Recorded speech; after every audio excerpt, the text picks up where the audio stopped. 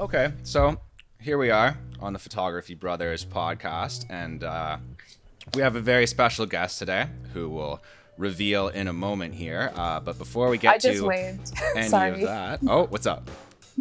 Continue. You waved? Oh, that's okay. Yeah, I'm mean, just you can being wave. awkward. Just keep going. That's no problem. We should probably reveal. It's still a secret. A little It's a bit. secret. No, it's a okay, secret. okay. It's a secret. Not yet. No, Okay. Not yet. It's a Okay. secret. But until then, I wanted to ask you guys about your childhood pets. Not pets that you have now, but pets that you had in the past. Okay. Do you guys do have we any pick one? childhood pets when you grew up? Yeah, go with one. One. Yeah, Karine, do you want to go first? Yeah. I had a Alright. rabbit. It was an albino, so it was all white and had like bloodshot red eyes, but it was Those very terrify cute. me. That's really cool. Well, this episode's already off to a great start. Michael, what pet did you have? Oh man. We had one dog out of all the pets we've had growing up. His name was Spot, and he barked too much when we weren't there, and the neighbors reported us, and we had to get rid of him. Yeah, so already we can tell that Karine's a little bit more creative than you, Michael, seeing as, you went with the dog choice, I mean a dog is great, but I mean everyone's had Listen, a dog. man. I mean, I wanted a I dog, can talk- but everyone said no, so like we compromised with the rabbit instead. Hey man, and Spot was special. Okay, Oh, I you believe- don't know Spot like I know Spot. I believe you. I Alright. believe you. I had a turtle growing up that I found on the street, and I named him Pop Can because I found him on the street. And then I had him like in my room for a while, and I like fed him little turtle pelts or whatever that I got at the Walmart there in Timmins. And then eventually my brother, I think it was actually my dad ultimately who was the mastermind of the plot. But my brother took me and the turtle out to like the lake, and then he like threw my turtle in the lake because they thought it smelled bad. They thought the turtle smelled bad. So so Timmins. So that's not Lake Ontario, is it? No, what is Timmins? Timmins Yeah. is in Ontario for sure. I know, but not Lake Ontario. Which lake is that? Well, there's a bunch of lakes over there, man. All right. I was gonna say if it's Lake Ontario, then he may have when he was thrown in, collided with literal pop cans, with literal soda cans. Oh, come on. So he would have been with his My brother wouldn't throw my turtle into Lake Ontario. That's just terrible. That Yeah. is rude. But we should probably get into the next part of this podcast, and then we'll finally introduce our guest, even though we already said her name a couple of times. But we're very excited to have her on today's show. But before we can do any of that, I just have a little bit of a song for you guys, if you don't mind. Is that okay? Of course, Okay. of course. And I hope my guitar is in tune, and hopefully this new mic setup picks up all this stuff. But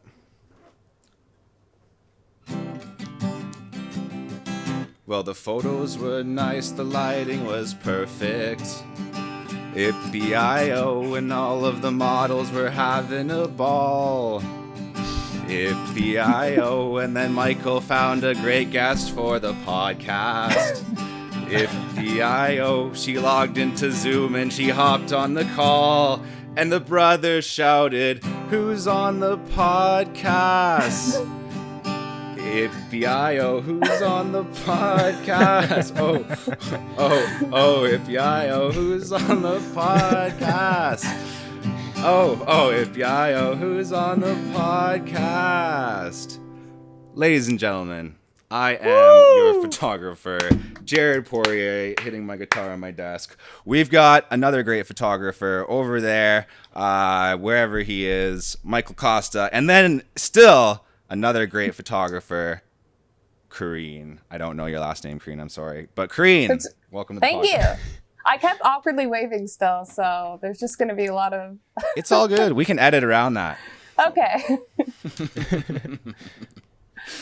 Yeah, we're very excited to have you on the show here, Karine. And when Michael told me that we could get you on as a guest, I was incredibly exhilarated, because if you guys listened to the last episode of Photography Brothers, you will know that doing the type of concert photography that Karine does is on my photography bucket list. So I would really love to do some concert photography. Haven't been a lot of opportunities for it in the last year, but we appreciate you being on here, Karine. And thank you. Yeah, we're very excited to get into a little bit of your background with concert photography, and hopefully not overwhelm you with too many questions and excitement. But we're pretty pumped, right, Michael? Oh, we are super pumped. And maybe that's a good place to start. Obviously we've talked a little bit. We had the podcast in the past, but, maybe just letting everyone know a little bit about, your background, what kind of stuff you're shooting now. And then what kind of stuff you'd like to shoot down the line. Okay. So my name's Karine. I do a lot of concert photography. In the past year, I haven't really been able to do much because of obvious reasons. Yeah. In terms of how I started, I actually started as a car photographer. I used to do the stock photos for dealerships. Man, I just forgot the word there. Yeah, dealerships. And then it kind of eventually, I don't really know fully how it turned into concerts, but yeah.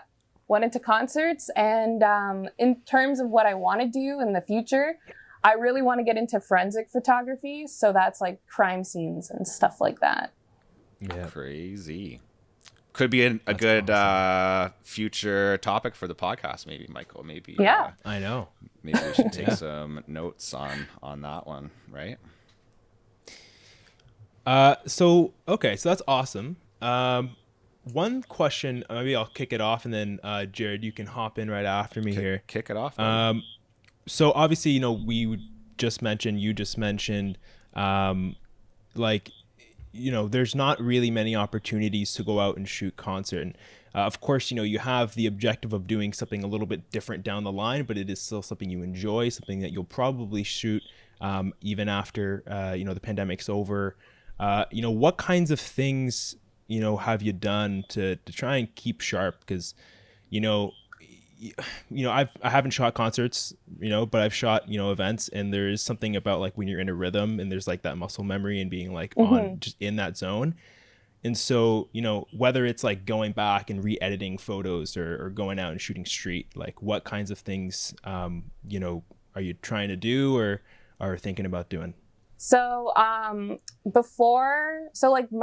hard drive broke. I said this before the podcast started. So like I haven't really been able to go and re-edit some of my photos, which is something I really want to do.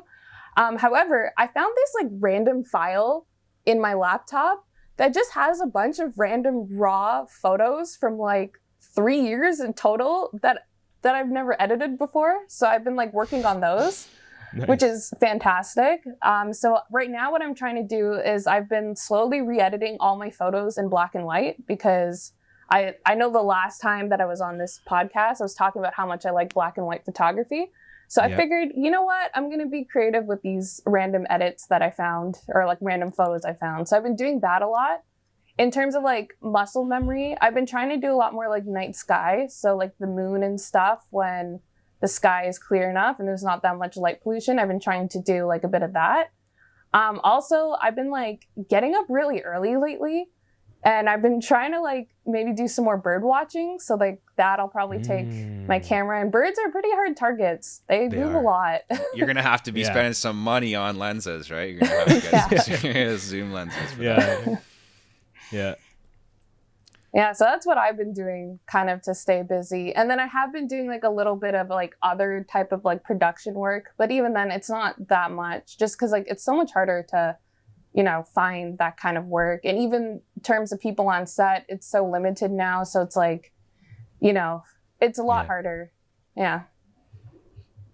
Right on. Yeah, that's good that you've been able to pivot in that way, right? That you're able to apply your skills and to some other things, and you've still been able to generate some income and stuff like that. You know that Michael has great questions because that question was actually on my list. So we're really hive minding here. That or Michael's been spying on me. I'm not sure. I peeked over his shoulder, man. When I was walking over to Timmy's earlier, there were quite a few sketchy characters around, so I don't know if they were reporting on my questions or not, but I did want, is it Karine? Yeah. Well, Okay. okay, my name is French, so like it's not actually my name, but I prefer Karine because it's Okay. hard for some people to pronounce my name. Well, I said it wrong the first couple of times then. It's okay. Everyone says Karine as well, so I'll answer to pretty much anything that sounds like a K. So, You know, Okay, well, Kyle, let's go. Corinne, me and Michael are definitely famous for pronouncing photographers' names wrong on the podcast. Yeah. Probably the thing that we do the most. But it's good to have have you on here to correct us in real time. So we appreciate that. I wanted to ask you as well. Maybe we're all going to look forward to shows coming back, obviously, and maybe some chances to get out and shoot them. But I guess all we can do right now is talk about some of your history with concert photography. And I was wondering, like, we've talked on the podcast before about like different areas of photography, kind of different like specializations that photographers can have, and having that idea of like, man, just sitting back and like wondering like what would life be like as like a different type of photographer. So maybe a way that you can give us a little bit of an idea of what it's like to shoot concerts. Like, how much access do you have to the bands? Like, do you get to hang out with the bands a lot and stuff like that, or is it kind of depending on maybe the show, what it is that how it kind of works? yeah, it really depends. So like if I'm like shooting for an actual artist, then that I can actually like hang out with them. But even then, it really like depends. Like if you know them well enough, then like you can hang out with them. If you don't know them too well, sometimes it's just like awkward hanging out with them. Yeah, I could see that. You don't have much to say. Like, I really like your album. Yeah, once I was like shooting for this artist and I didn't know them that well, and I was just like there backstage with them, and it was just like this awkward silence in the room, and we're all just like nodding and going like, "Yep." Yeah, and I was like, "Good show," and he was like, "Thanks," and I was like, "Okay, like I'm gonna go home now." Like it's just. But then also like a lot of times if you're not shooting for the artist and you're shooting for like a publication of sorts, you don't have that kind of access, so you just kind of like go in, take your like 15 minutes of shots, and then leave. So like it really depends like who or like who you're shooting for type of thing. For sure. And that's not really what it's all about, right? It's not really about, like, for you, I don't get the vibe that it's like you're doing it like, oh, I'm going to meet famous people, I'm going to hang out with lights or whatever. It's just like, I'm going to get great photos. And then like when you're doing like festivals, it's so like rushed that you don't have time to hang out with anybody. Like you'll see them, like you could say hi, but like you're not going to be talking to artists because one, they have like a bunch of stuff to do, and then two, you have a bunch of stuff to do. So it's like you're not really hanging out with them. Like at most you might like, just like do small talk, but that's about it. Like you're not like physically like partying. Oh yeah, you probably barely have time to eat, never mind like party. Yeah. Like I'm lucky if I can like finish a bottle of water. So like Jeez.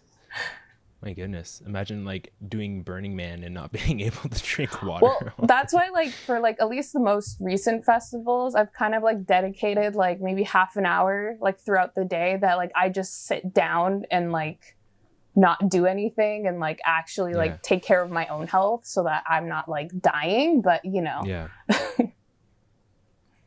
That's definitely a good tip as well for anybody who wants to shoot like events or concerts or anything like that. Like give yourself breaks and don't stress yourself. It's not a wedding. Let's just say that, right? Like if you miss that one shot, like I don't know. Weddings are so stressful. I always miss like the big shots. So usually I'll just go up to like the couple and I'll be like, hey, I just want to like redo this shot at a different angle. And they're always like, yeah, okay.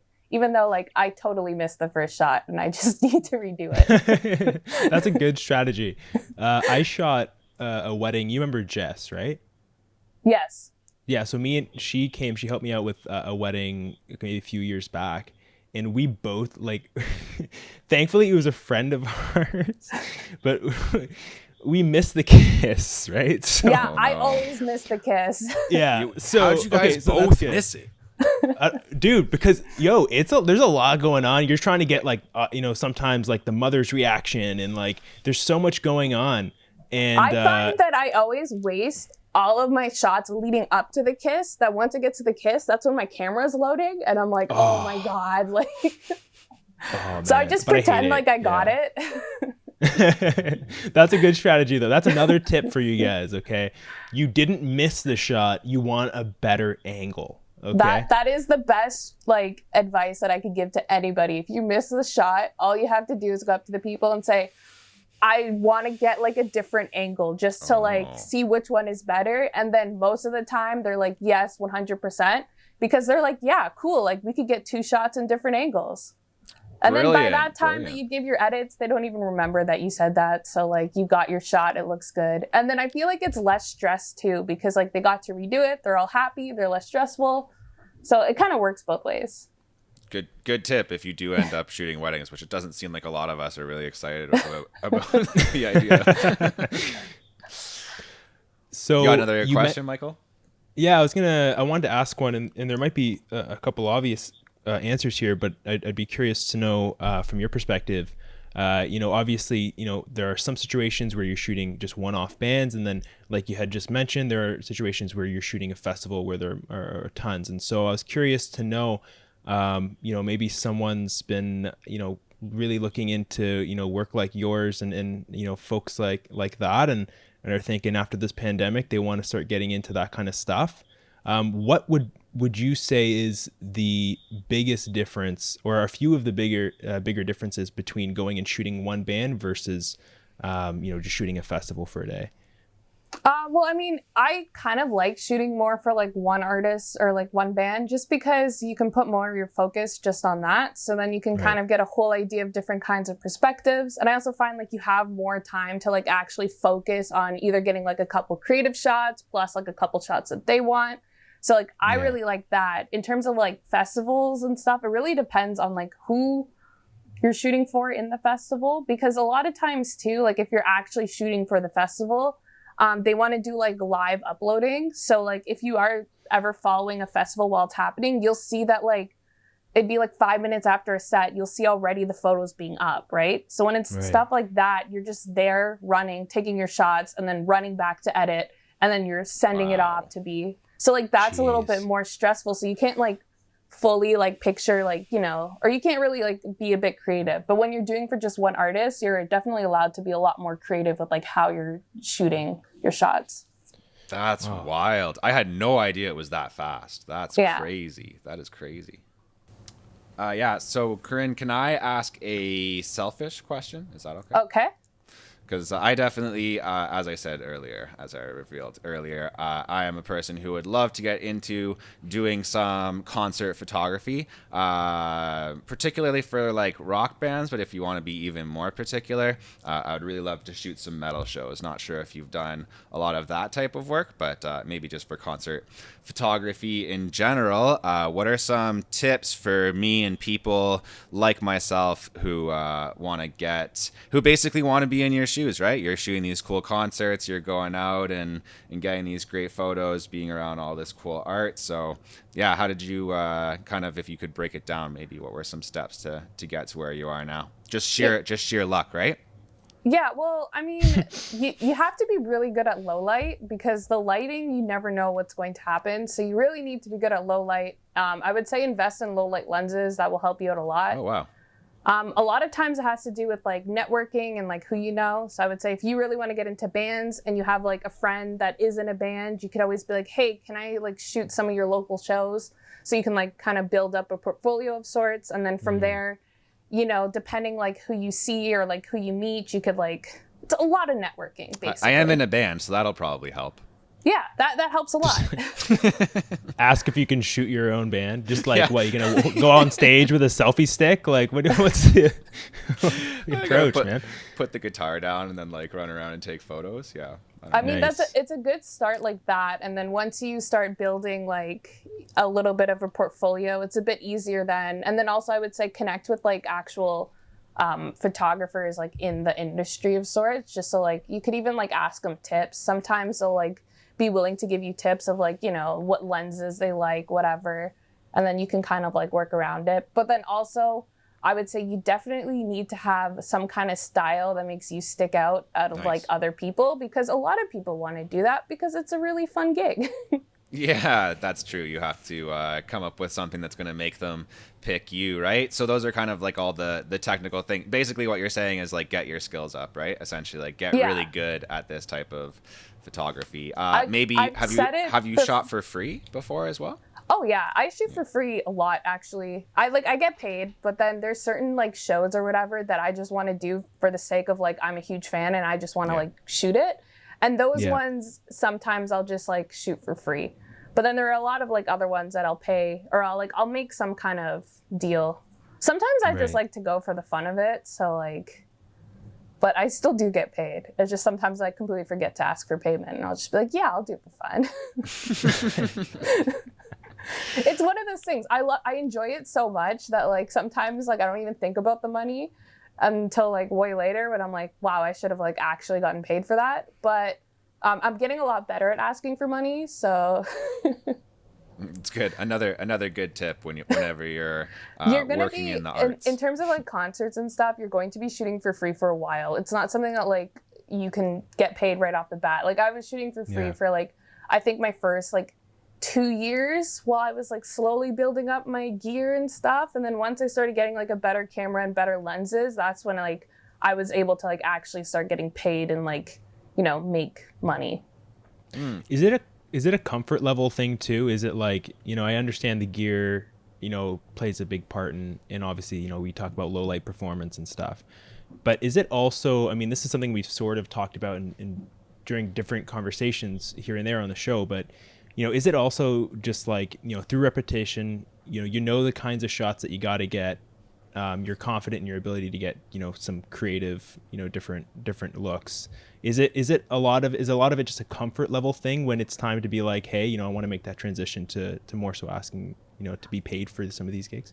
I mean, it depends on like what makes you, I'm going to go back to like, it's whatever makes you stand out, right? So like if you're just shooting like your generic, like couple shots that everyone else can shoot, if you were to say like I want to get paid, they're not really going to be willing to. But then if you have something that makes you stand out versus everybody else, then you're going to see that the odds of you getting paid are like a lot higher because, you know, now people really want to get you for like your work or like your different perspectives, right? So like that's a huge thing. I would also say like terms of like timing and sharpness. So like if you get like the sharpest shot, then like more people are going to be like, yeah, this person's good at timing. So like I rather hire them versus like somebody else. Also, you have to think too, like a lot of artists, especially smaller artists, they rarely get paid either. So like if you're working with one, like don't expect to get paid because like they're hardly even making like money off their gig to begin with. Yeah, I guess you have to just be like choosy with the gigs that you're gonna try to get paid a lot for, and then realize that there's gonna be some that, you know, you might get paid in beer.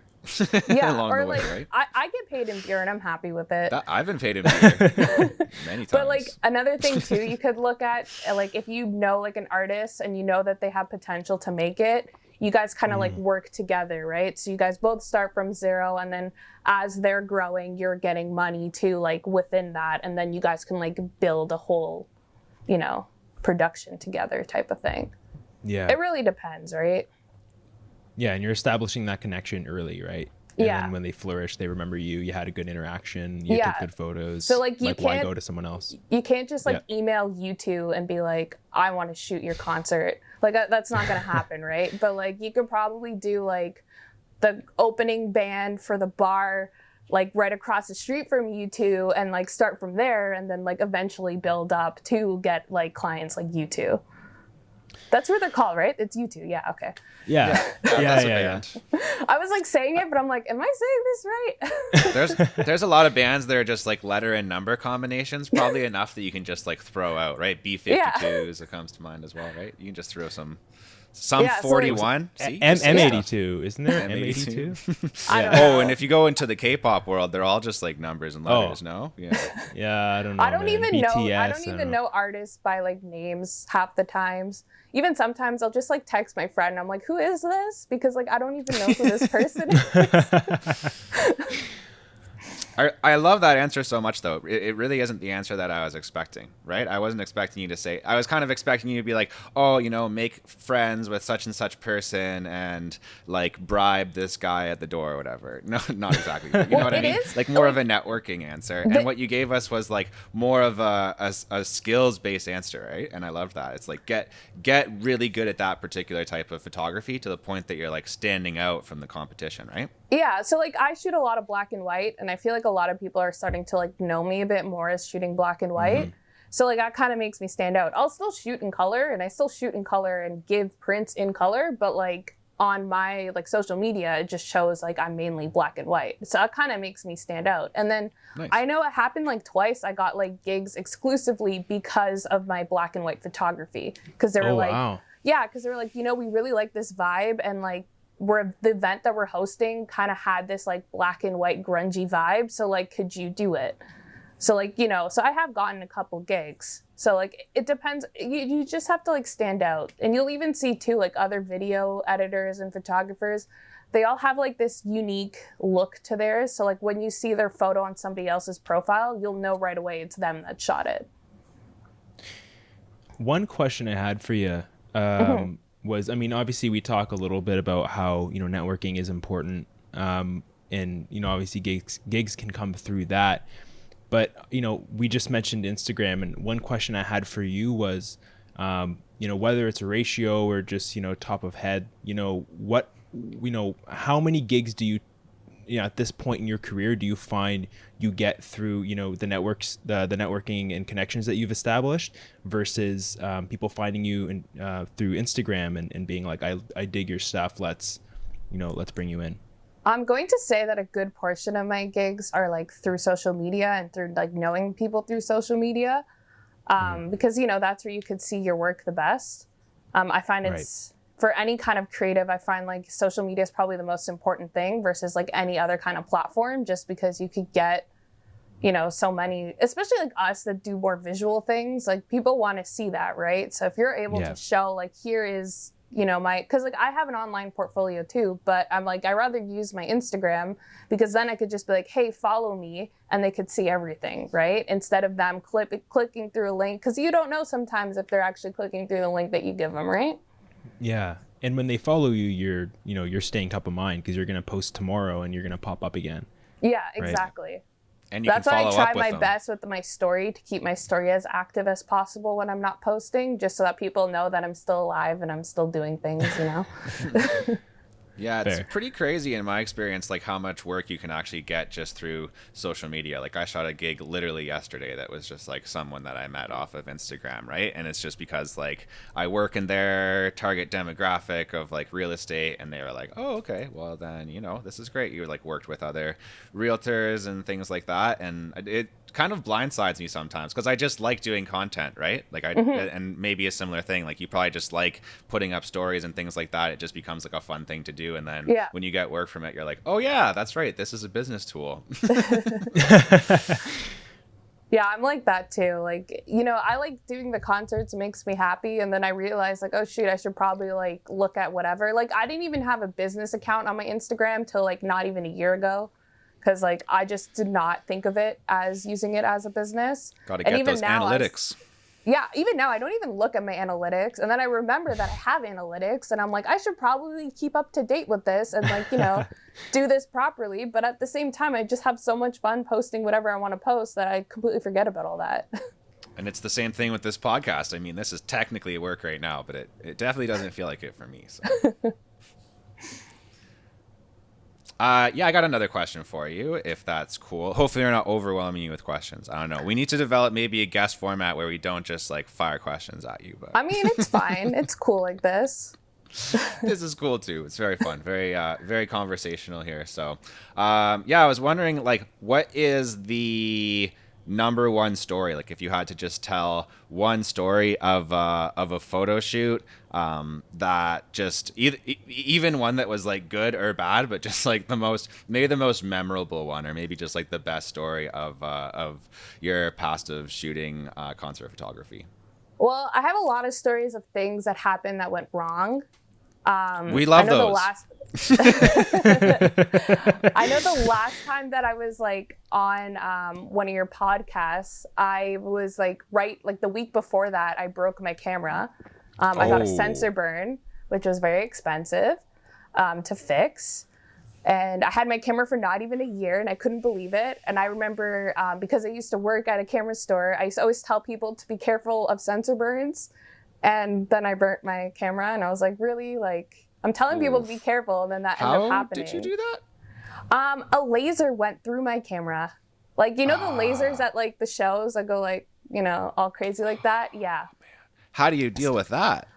Well, that's an interesting question, because I was trying to figure that out too after it happened to me. I was like, is there certain filters to use or whatever, right? And like, you could use like light blocking filters, but then you can't do low light photography. Yeah. So like, it's and the laser, it only takes like a second. Like, I even have the photos, like, because I was like doing like a burst mode shot, right? And I even have frame by frame when my sensor burnt.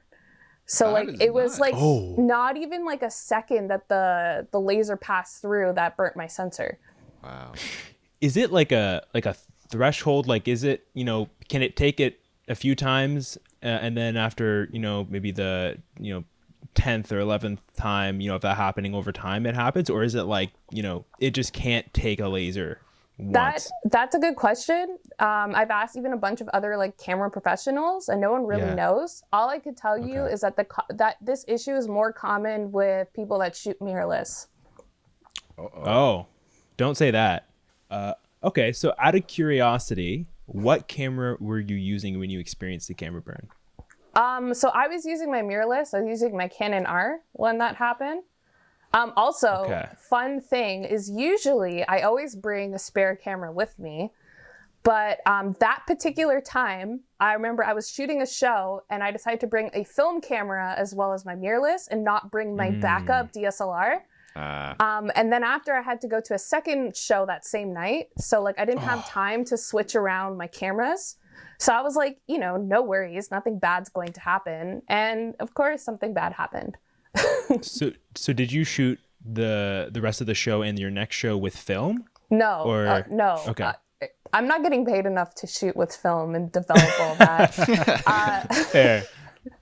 No, I do want it to be noted that she was shooting on a Canon camera. Sony, Never heard of this actually happening have with the a Sony. worst, when it comes to sensor burns, it's Sony. So I will tell you that. Oh no. Yeah, also You just had to. Panasonics Why? get sensor burn. Every single camera gets sensor burn. Mirrorless cameras, they get that. Another thing that can get you a sensor burn, because I shoot lasers and not many people will shoot with lasers, but if you are shooting a sunset and you have it on too much of a long exposure, you could also get a sensor burn.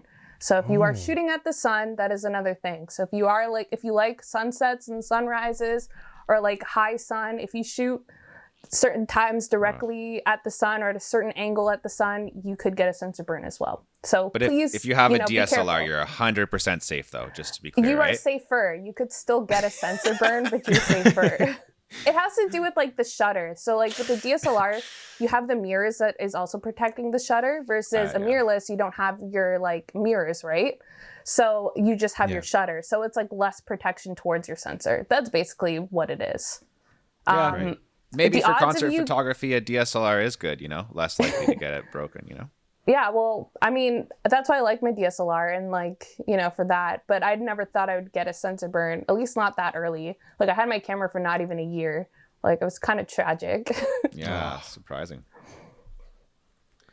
Okay. Definitely one to avoid. So I'll ask another question and then I'll shoot it off to Jared here. So obviously this is something that we discussed a little bit on when we had you on my podcast before. But it was interesting, when we opened up and I was asking you what kinds of things you were doing to kind of stay sharp. And, you mentioned, shooting, I essentially kind of like some astro, with the moon and stuff like that. And of course you referenced low light. So that's a good parallel, shooting some nature with birds and that, there's a lot of fast action. What are a few styles of photography that you can see, someone shooting and being able to not necessarily easily adapt into concert photography, but will definitely help? So I would say definitely like low light, like street photography is a great place to start because there's a lot of low light in street photography. And I would also say like action stuff. So if you're able to even do like cars or like animals running, birds, because that is action and you have to be fast. So it kind of gives you, if you can do both, it kind of gives you like a nice way to, get your skills heightened so that you can actually do concerts pretty easily, if that makes sense. Right. That's awesome. And what do you find when it comes to that fast moving, right? Like, do you find it's more so, you know, when you're shooting the, sorry, blank there for a second, when you're shooting the band, or is it, you know, the movement between shooting the band and, oh my God, something's happening in the crowd, I got to get that? Is it like the overall dynamic where speed, you know, really comes into play there? It really depends on the artist. So like there's some artists that just like stand there and don't do anything. But then there's other artists that are like running around, right? So you kind of have to get a bit of the both. But I would say definitely sometimes in the crowds, like very, you know, extreme things happen. So you kind of have to be aware of like all of your surroundings, because if you see in the crowd, like someone's doing this like epic jump, like you want to get that. So like you have to be good at like panning. You also have to be good at like, you know, right at like a split second, changing your settings so that you're working like each time, you're not getting any like messy shots. And if they tell you Iggy Pop's coming, you're gonna have to be like just moving so fast. You guys got a lot of energy. Or I don't know, Henry Rollins, he's got a lot. He does that?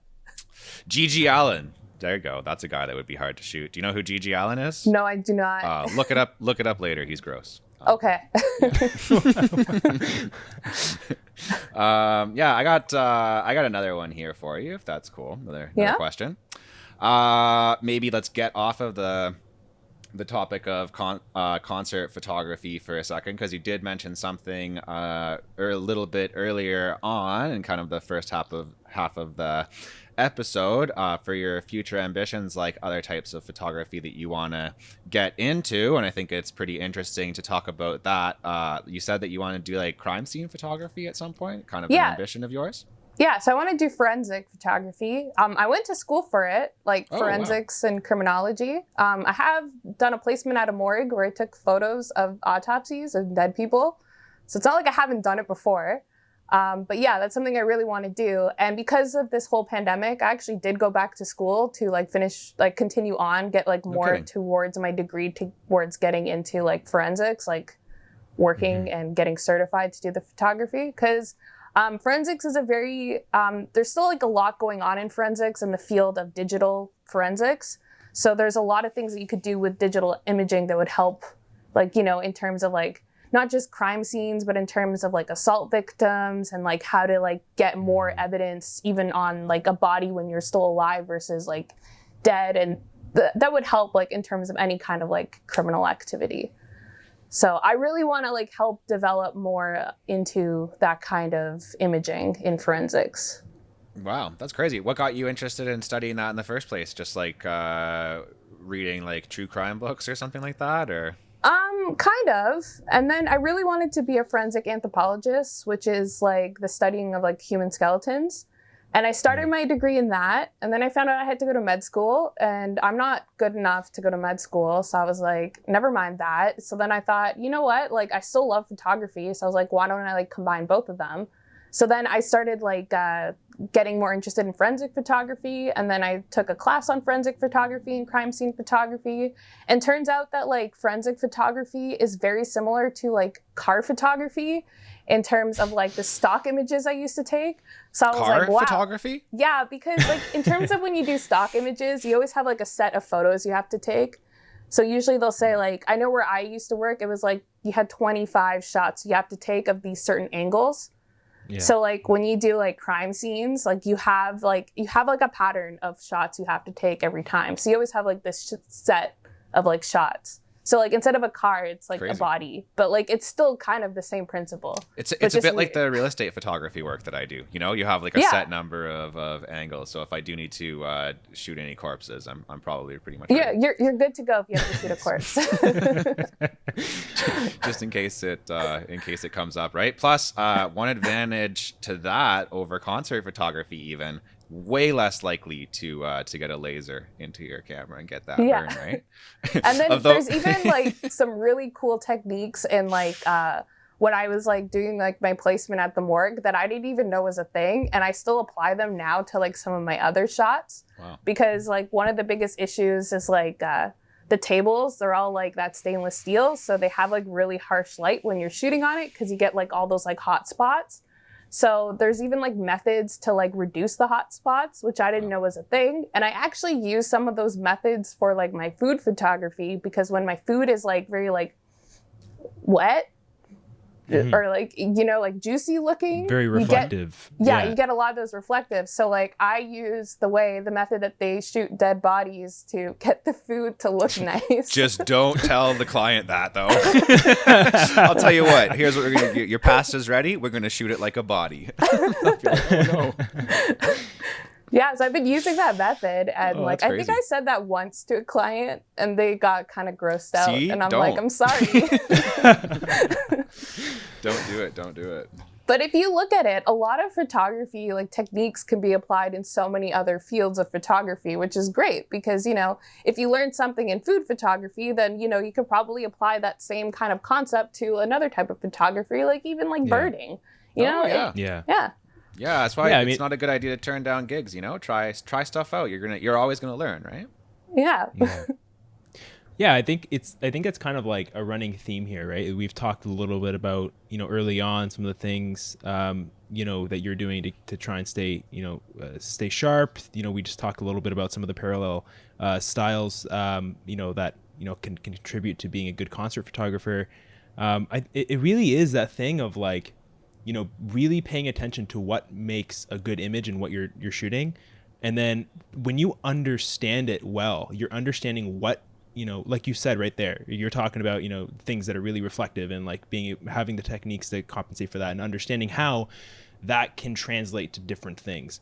That's going to make you such a powerful tool is really understanding what is making this photo really, really good and like studying and analyzing your own photos afterwards. Right. And another thing too, that I always tell a lot of people, like no matter what kind of industry or like profession you want to get into, like photo, it has nothing to do with the gear that you're using. It has to do with the techniques. So like if you can if you understand the different techniques and you understand like when to apply certain techniques, like who cares what kind of gear you have, because you could probably do like just an amazing shot with like your cell phone, as long as you understand the techniques and like what, like, you know, your triangle, right? Which is like ISO, f-stop, aperture. Yeah. Whatever it is, I forget, but yeah. So, you know, as long as you know that kind of stuff and you know when to apply certain techniques, like you're good. It's so true. Like I remember, you know, obviously we used to do quite a few more photo walks than we do now. But it'd be crazy. Like, you know, I'd have, you know, something decent, or even if it wasn't, like, and I'd make up excuses as to why I wasn't getting the photos I'd want. And then I'd see somebody there shooting on a T2i in like a plastic Fantastic. And it was like the best image I've seen all day. And it really is like that tip of like really, you know, it's more so learning the techniques and also understanding, like you said, like understanding the triangle really, really well. Yeah, because like even myself, like before my R, I used to shoot with my T5i for the longest time. Shout out, I had one of those. Until one point, one person that used to like hire me to like shoot weddings for them, they were like, look, like I love your shots, but like you really need to upgrade. So then I got my 80D, and I've been shooting with my 80D for the longest time. I still shoot with my 80D. I love my 80D. But then the only reason why I switched to mirrorless was because then I was doing way too much low light, and like I really needed a camera that can like handle the same amount of low light that I'm shooting almost every day. But if I didn't have to, I would still be with my 80D, and like I love that camera, and it's still a crop sensor camera. But it's still like one of the best cameras I've ever had. Okay, so I mean, obviously you mentioned before when you were telling your story that you usually bring on a second camera, like a backup camera. I'm assuming that is the 80D? Yes, it is the 80D. I had my film camera though that day because I was shooting City in Color, which I never thought I would ever get to shoot for City in Color. So when I got it, I was like, I need to like treasure this moment and get like a really high quality film and just take a nice like cinematic like film shots. Yeah. So I had no other plans to shoot any other events that night. So I was like, yeah, I'm fine with just like my one camera and a film camera, because like the film shots were just for myself. And I honestly, I applied to shoot for City in Color like 3 or 4 months before the actual concert. And I only found out like maybe like a week before the concert. So I had no idea that I was actually going to shoot it. So yeah, that's why I brought my film camera, because I really wanted to get like this nice, beautiful film shot. I still have not developed that role, so eventually I'll do that. I figured I might as well wait a bit and like, you know, be pleasantly surprised, that or be really upset that my shot didn't turn out. So we'll find out. It's probably gotten better over time. It's aged. Yeah. City and so Color. that's why I had God. my film camera, because City and Color, and I was like, I need to like get a film shot of City and Color. Yeah. Or else I would have had. Was it at least near the end? Huh? Or was it at least near the end? Or? Yeah. So I think it was like I shot maybe 3/4 of the event, and then I got the sensor burn, so it wasn't too bad. And I texted the person that I was shooting for, and I was like, hey, I got a sensor burn. I'm like, I'll keep shooting and I'll try to see if I can like edit it out in post. But it didn't work because I got like this weird like cross right and like on like both sides. It was really rough. I couldn't edit it out. Yeah, rough. You're hurting me. Even me like with the story. person even the person I was shooting for, they're like, okay, well maybe in post like I can edit it out, but like them too, they couldn't do it. It was like really bad. Yeah. So it's been a great podcast. We're getting to, let's see, where are we at here? Oh, over an hour mark now. So we should probably get to the end of it here and let you guys get on with your Sunday, and to our listeners, get on with your whatever day that you choose to listen to the podcast. That is entirely up to you. So, but I do have one more question for you, Karine, and I have to give props to Michael as well before I do that for picking a great guest. This has been really a wonderful conversation, definitely enlightening to me personally, and I think the listeners are gonna really love it. The last thing that I want to talk about, though, isn't even really photography related. Since you are a photographer that works in the music space, I was just wondering, like, what are maybe like your top 3 favorite bands, and do you play any instruments? I don't play any instruments. I'm pretty sure I'm like tone deaf, so like there's a thing there.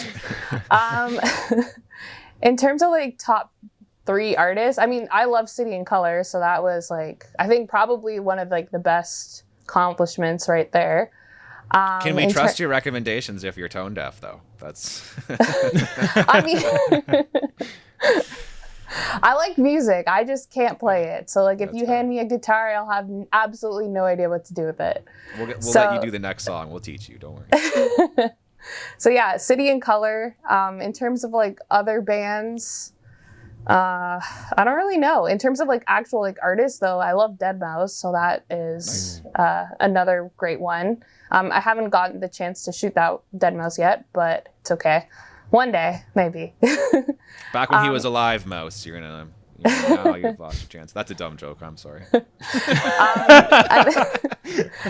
And then in terms of like other artists, like I also like Keizo. He's a like hardstyle DJ, and that one I actually got to shoot. I have like, it's hard to see, but like my phone background screen is the shot I took of him. We can, if you send that to me, I'll put it up. Okay, sounds good. I've had this same background for 2 years because I miss concerts so much. So I'm like, I'm just gonna keep this here as a memory of like the good times. Hey, they'll be back soon. I got my vaccines here. People are getting sorted out. Yeah, I'm hoping by like August we can like maybe get like some last minute event going on. Like fingers crossed, you know? Yeah. Hopefully. Yeah. Would be nice. We all desperately need it. I definitely do. That's for sure. 100%. For sure. I think that's the podcast. Michael, what do you think? I think so. It was a good one. Okay. All right, let's bring in that outro music because we have some people to thank. The most obvious one is Karine, and I'm sorry that I said your name wrong the first time. It's okay. But we appreciate you being here. One of the best guests. We'll have to. I mean, we've only had 3, but you're in the top 3. Okay. I'm happy to be in the top 3. And we'll have to have you back. I feel like there's a lot more that we can talk about. So. Yeah. Well, thank you for having me, and yeah, it was a pleasure, and I'd be happy to come back. Sweet. Hopefully we'll have like be able to maybe like meet in person and do like a nice setup. Would it ever be easier to do this in person? It'd be so much easier. It's so weird doing a setup by yourself because like, you know, you're trying to like get everything and like get the right shot, but then, you know, you're by yourself so you can only do so much. Yeah. Hey, we do our best. We just do our best. We've managed to still pull this off every week, luckily. So, other people who I need to thank, we need to thank Michael Costa. We need to thank. I almost said Sydney. So he's not. You almost said Sydney. I almost said Sydney, but we don't need to thank Sydney. Well, I mean, thanks Sydney anyways, but also thank you, Megan, for editing the podcast. If you want to check out more content from Michael, you can find him over at Michael Costa Music. If you're watching this on YouTube, there's going to be links. You can check them out on those links. You can also, if you're listening to this on Spotify, go in there on Spotify. You're going to find another great podcast by my girlfriend, my fiance, Masha, and she has a great podcast all about dogs and all of the dogs in history. So highly recommend checking out that podcast. Kind of an unofficial podcast network we're building here, Karine. So if you want to start a podcast, whatever it's about. If I start a podcast, I'll be sure to let you know about that. We'll shout you out. Sounds good to me. Yeah, any news that you have, we'll bring that out as well. I think we pretty much thanked everybody. Anybody else we need to thank before we go, Michael? But I've looped the music a bunch of times now, so it better not be that many people. Yeah, I'll keep it short. I'd like to thank Sony. Okay. Wow. For making cameras that of course we don't experience sensor burn. I want to thank problems ever, right? Sony is really, I just want to thank Sony. Also, thank you, Jared, for being here, man. We already thanked me, but I'll take it again. Okay. No, I didn't. I mean, I thanked myself. Oh, okay. Well, someone else is appreciating you, so just take it and move on. God. How about that, huh? Yeah. Thank God. And thank you most of all to our dear listeners, our dear audience out there. And we look forward to seeing you all back here next week. Have a great week. Yep.